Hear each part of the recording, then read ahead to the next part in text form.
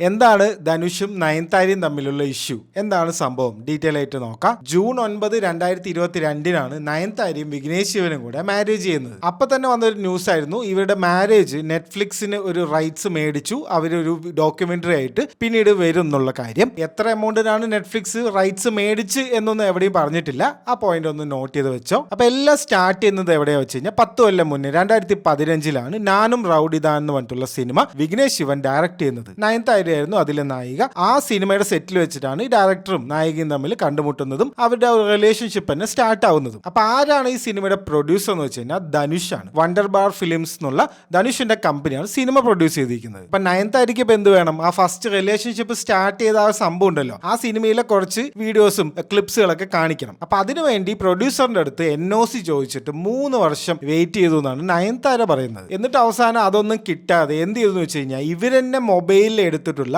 Behind scenes shooting ലൊക്കേഷനിലുള്ള ഒരു video ഇവര് ഒരു ട്രെയിലർ റിലീസ് ചെയ്തിട്ടുണ്ടായിരുന്നു ഒരാഴ്ച മുന്നേ. അതിൽ അവർ ആഡ് ചെയ്തു 2-3 സെക്കൻഡ് എങ്ങാണ്ടുള്ള അവർ മൊബൈലിൽ എടുത്ത ആ ഒരു വീഡിയോ ഞങ്ങളുടെ അനുവാദം കൂടാതെ ആ വീഡിയോ യൂസ് ചെയ്തു എന്ന് പറഞ്ഞിട്ട് ധനുഷിന്റെ കമ്പനി 10 കോടി രൂപ നഷ്ടപരിഹാരം വേണമെന്ന് പറഞ്ഞിട്ട് ഒരു നോട്ടീസ് നയൻതാരയ്ക്ക് അയച്ചു. അത് കിട്ടിയപ്പോഴാണ് നയൻതാര ഇങ്ങനെ വലിയൊരു പോസ്റ്റ് ഇങ്ങനെ ഇട്ടത്. ഇതിൽ ഒരുപാട് അക്യൂസേഷൻസ് പറയുന്നുണ്ട്. ധനുഷ് നെപ്പോട്ടിസം ആണ്, ധനുഷ് നിങ്ങൾ കാണുന്ന പോലെയല്ല ശരിക്കുള്ള സ്വഭാവം, സിനിമയിൽ കാണിക്കുന്നതിന്റെ പകുതിയെങ്കിലും നന്മ ഇപ്പൊ കാണിക്കണം, പേഴ്സണൽ അറ്റാക്ക് ആണിത്, എന്റെയും ഭർത്താവിന്റെ എതിരെ എന്നൊക്കെ വരെ പറയുന്നുണ്ട്. ഇത്രയും വലിയൊരു അക്യൂസേഷൻ ഒഫീഷ്യലായിട്ട് ഇങ്ങനെ ഒരു നടി നടത്തിയിട്ടുണ്ടോ എന്നുള്ള കാര്യം സംശയമാണ്. അപ്പൊ സ്വാഭാവികമായിട്ട് ഇതിന്റെ റിയാക്ഷൻ ധനുഷ് ഫാൻസ് ഒക്കെ ഇറങ്ങിയിട്ടുണ്ട്. എല്ലാവരും നയൻതാരനെ ചീത്ത പറഞ്ഞുകൊണ്ടിരിക്കുകയാണ്. അപ്പൊ നമുക്ക് ഇതിനൊക്കെ വേറൊരു പെർസ്പെക്റ്റീവിൽ നോക്കി കണ്ടു കഴിഞ്ഞാൽ ഒരാഴ്ച മുന്നേ ആണ് ഇവരുടെ ഡോക്യുമെന്ററിന്റെ ട്രെയിലർ ഇറങ്ങുന്നത്. വലിയ വൈറലോ അങ്ങനെ ഒന്നും ആയിട്ടില്ല, കുറെ പേരൊന്നും കണ്ടിട്ട് പോലുമില്ല. എന്നാൽ ഇപ്പോൾ കാര്യങ്ങൾ എങ്ങനെയാണ്? എല്ലാവരും ഇതിനെക്കുറിച്ച് സംസാരിക്കുന്നു, ഒരു ക്യൂരിയോസിറ്റി ഉണ്ടാക്കി എടുത്തിട്ടുണ്ട്, ഒരു ഹൈപ്പ് ഉണ്ടാക്കി എടുത്തിട്ടുണ്ട്. ഇനി ഞാനൊന്നും പറയുന്നില്ല, ഇല്ലെങ്കിൽ അടുത്ത നോട്ടീസ് എനിക്കായിരിക്കും.